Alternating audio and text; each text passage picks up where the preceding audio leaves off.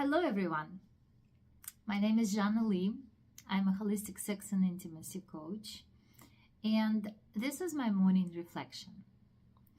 So I had this session with someone yesterday, with one of my couples, and it made me thinking. It made me thinking about the responsibilities that we have for ourselves when when we are in a relationship.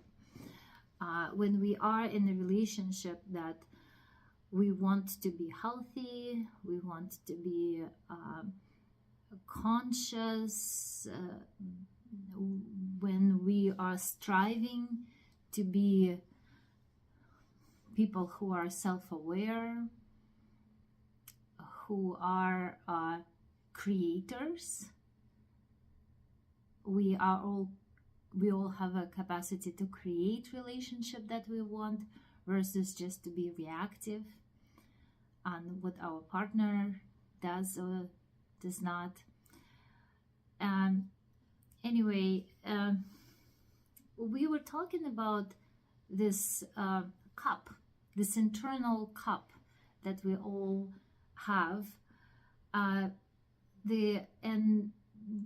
how we can. So the cup, the image of a cup is everything that you need to feel healthy, to feel fulfilled. It can be physical needs, it can be emotional needs. But when our cup is full, we are overflowing, right? Meaning we are generous, we are kind, we are giving with a sense of joy, we are giving with a sense of generosity. And when our cup is empty, we need to feel it. We need to feel it. We feel empty. It is our responsibility when we are in a partnership or in life, right, to take care of that. It is our responsibility to keep our internal cup of our needs, physical, emotional needs, at least half full. Because if we are empty and we come into our partners and we want something, we need something, it's a lot to ask to fill our cup fully. So the worst thing that happens when we are coming to our partner with this not half full, half empty, right, but with this empty cup, is it creates a lot of tension. It creates a lot of tension for us. We are occur to them as demanding versus requesting something. And also for them, it's an enormous pressure to give a lot, right? And they're people, and who said they're in their best condition, and who said they can give you what you need now as much as you need, or at all, right? So I think this is such an important concept, and yet we're missing it all the time. It's not our partner's responsibility to fill our cup of anything. We can request it, we can choose what to do next if they are not giving us what we need, but we cannot demand it. The moment we start demanding it, it becomes too tense. It does not allow this spaciousness that we want in a conscious relationship. So how do we create this spaciousness? Well, first, very simple. by doing your very best to take care of your emotional and physical needs by yourself. For women specifically, it's doing activities that increase the hormone oxytocin in our blood. Activities such as stretching, yoga, talking to your girlfriend, self-touch. If you ever heard of oiling, a specific way to put oil on your body while self-massaging, breathing practices, meditation, listening to the music. So basically, when I look at all those activities that they suggest to increase oxytocin, I do see that it's an activities that awaken your senses, tactile sense, admiring something visually, listening to something. And it's also something that gives you the verbal either relief when you're talking and you feel that the person is getting you even without responding, or you getting some confirmation, praising, admiration through words, right? So those are two major things. And the second part is making sure again that your cup is at least half full, and then asking your partner in a way that does not create tension, asking your partner in a way that sounds and meant as a request, not a demand. Honey, would you rub my shoulders? And giving them a space to consider. And the answer can be absolutely, hell yes. The answer can be, I would love to, but not at this moment. Can you ask me in an hour? Or, I don't think I'm available today. Can I offer something else to you instead? And so on. There is this long spectrum of responses that do not shut down the connection, right? But the key to it, to be available, to be open to receive a no.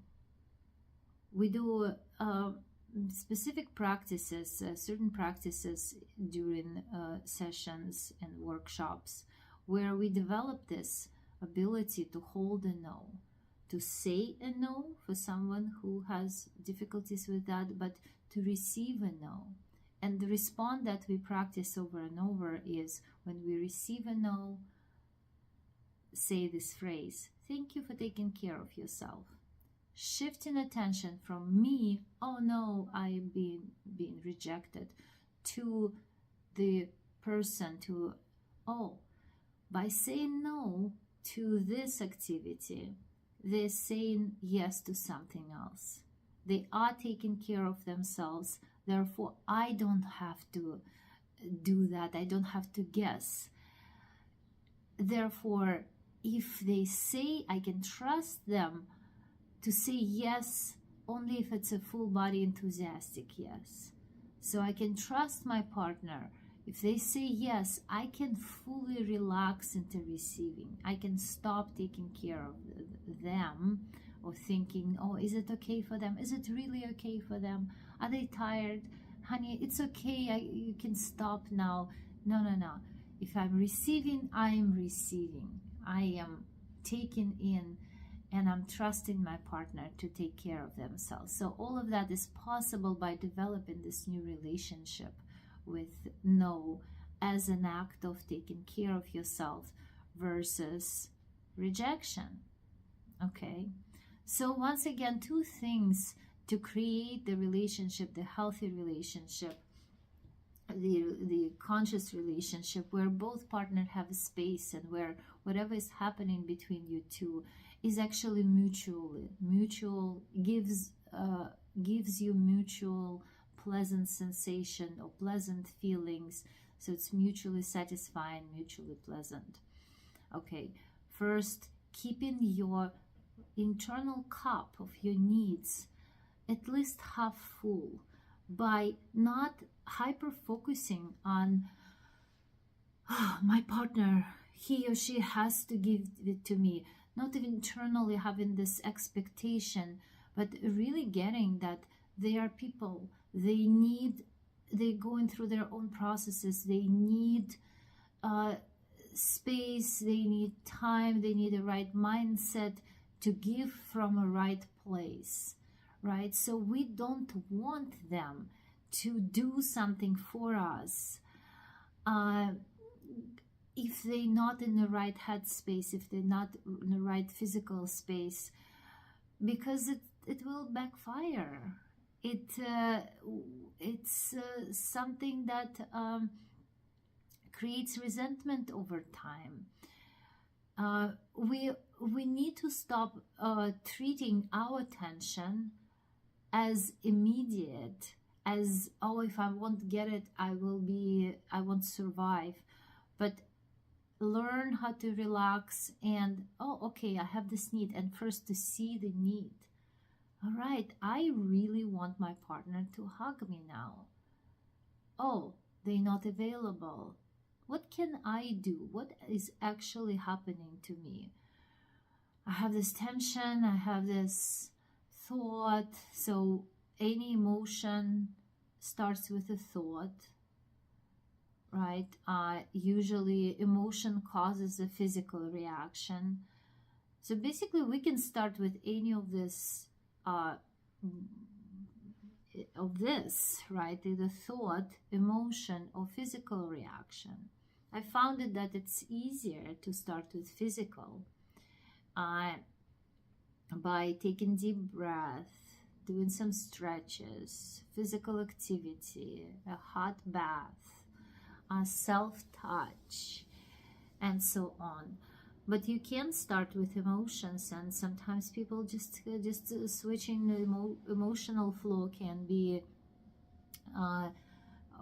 something like, again, talking to a person, to your girlfriend, talking to your friend, talking to your relative, and just being listened to.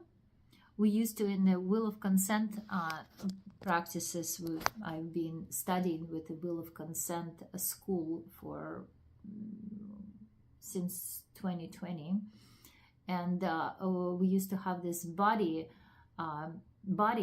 the listening bodies, when you just agree with a person to have a conversation once a week, when one person is just listening, and then the other time you are just listening, and that's it. Someone's holding a place for you. So emotion, something that has to move.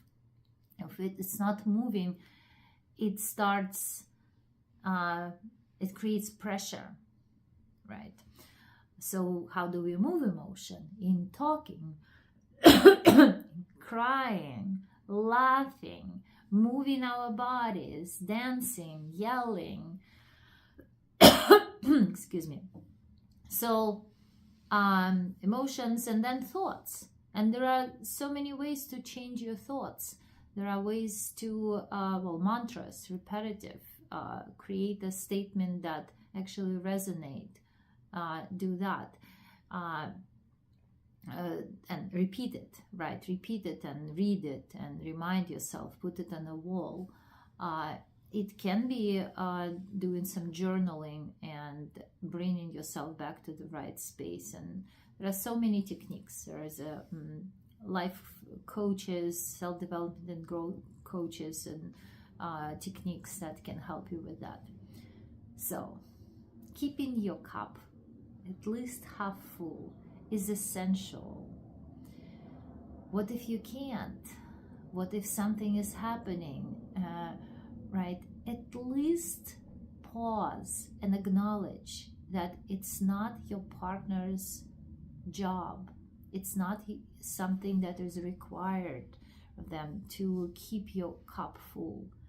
what their commitment, if you're in a committed relationship, is to give to you the best they can.